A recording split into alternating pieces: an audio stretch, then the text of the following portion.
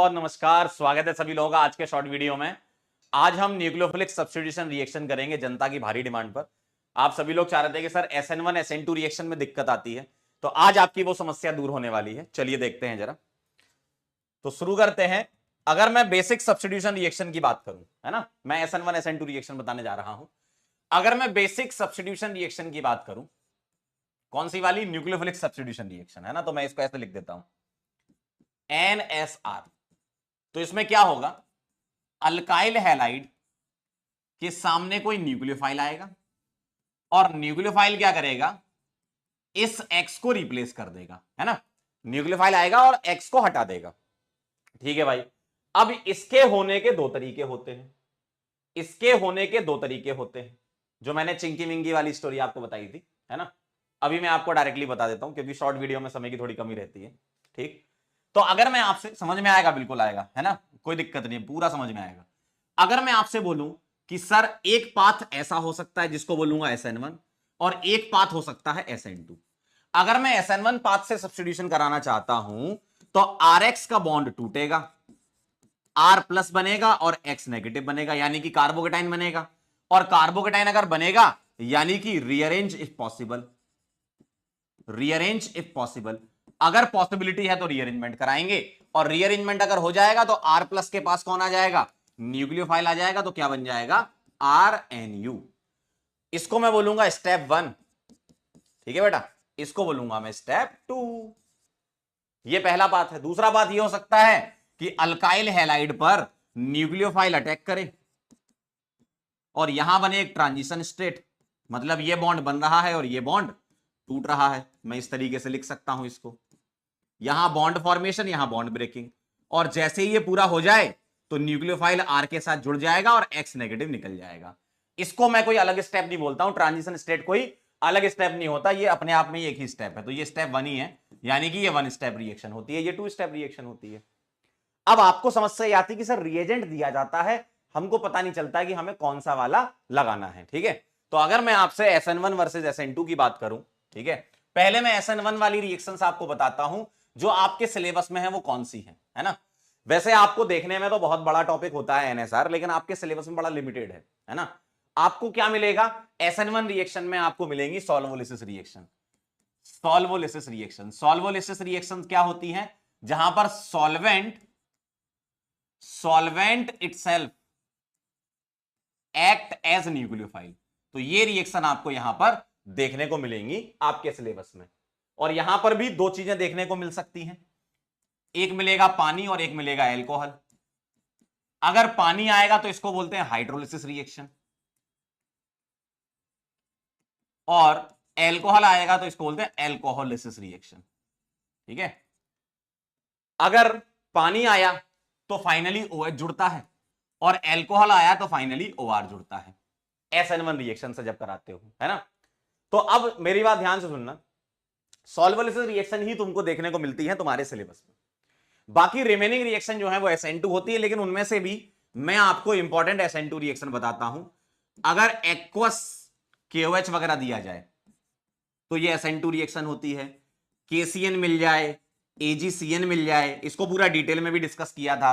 ये आयनिक होता है तो साइनाइड बनता है, ये कोवेलेंट होता है तो आइसोसाइनाइड बनता है ना। KNO2 मिल जाए, K की जगह यहां Na भी चलेगा, है ना, तो यहां ONO जुड़ता है। अगर AgNO2 मिल जाए तो NO2 जुड़ता है।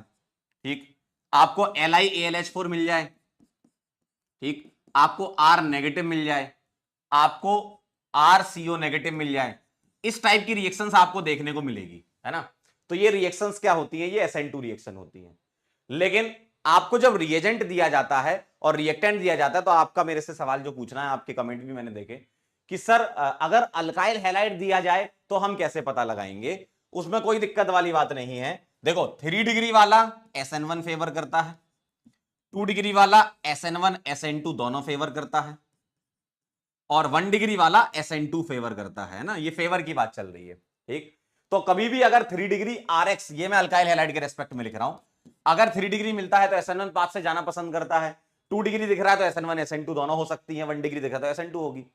ऐसा इसलिए होगा क्योंकि यहां कार्बोकेटाइन की स्टेबिलिटी से चलना होता है। तो अगर मैं SN1 की बात करूं तो ये स्टेबिलिटी ऑफ कार्बोकेटाइन के हिसाब से चलते हो और जनरल फॉर्म में मैं लिख सकता हूं, ऐसा होता है। ठीक, अगर मैं SN2 रिएक्शन की बात करूं तो यहां स्टेरिक हिंड्रेंस से चलते हो 1 डिग्री 2 डिग्री और 3 डिग्री, इस तरीके से होता है। लेकिन अगर 2 डिग्री हो गया तो इसमें दोनों होंगे। तो अब आप देख लेना कि आपको न्यूक्लियोफाइल में क्या दिया जा रहा है, पानी दिया जा रहा है या OH- दिया जा रहा है। ठीक है, अगर आपको एक्वस OH- दिया गया है तो SN2 रिएक्शन होगी, और OH- दिया सिर्फ पानी दिया है तो SN1 रिएक्शन होगी। ठीक है, इस तरीके से आप डिसाइड कर सकते हो।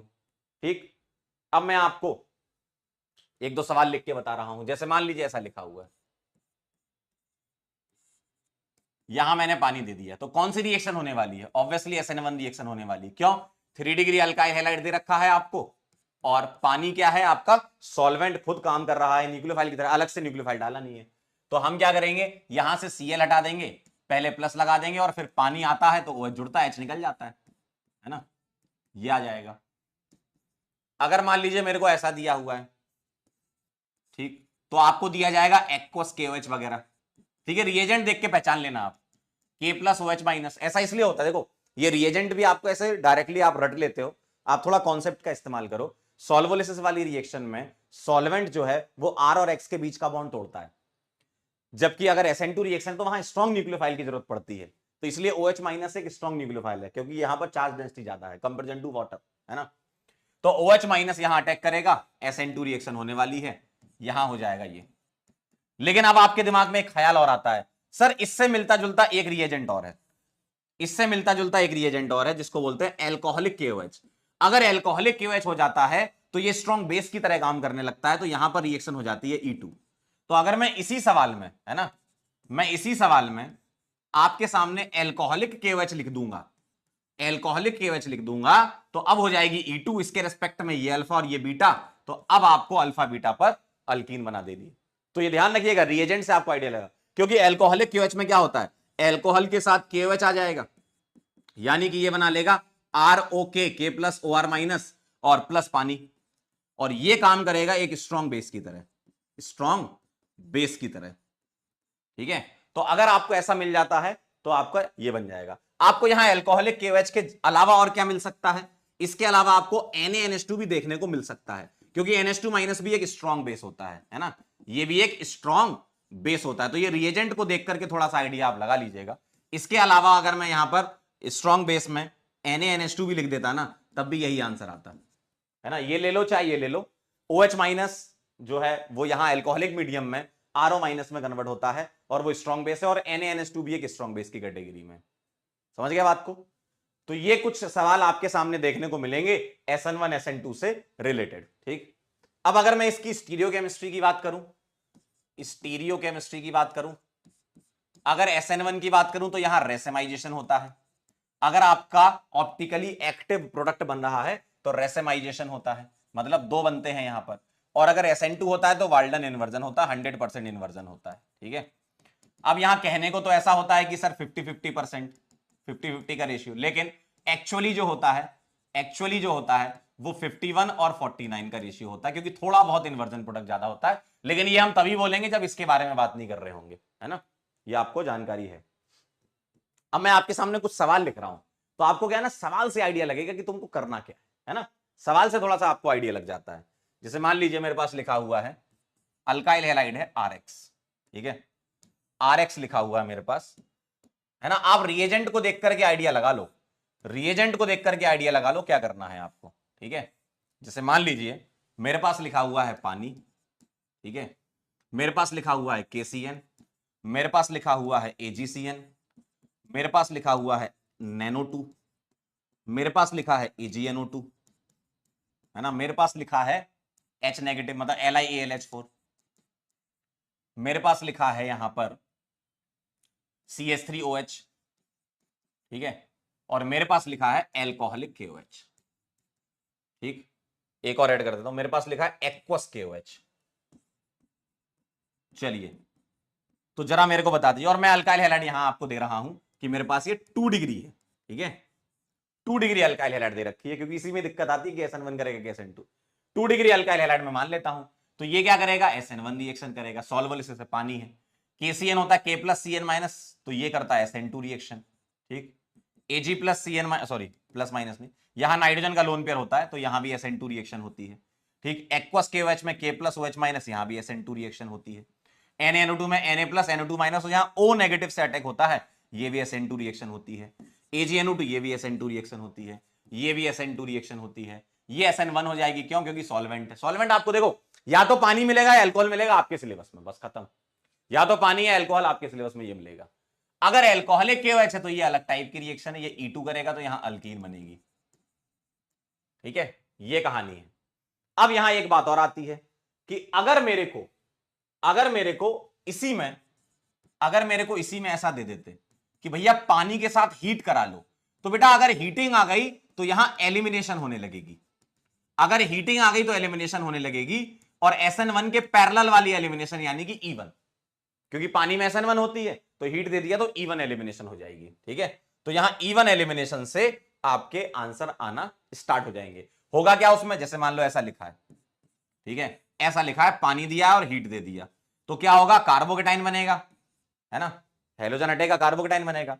अब यहां पर हीटिंग पर कार्बोकेटाइन क्या करता है, अपने अल्फा वाले कार्बन से H निकाल देता है, और ये तीनों अल्फा सेम है, तो ये अल्कीन बन जाएगी।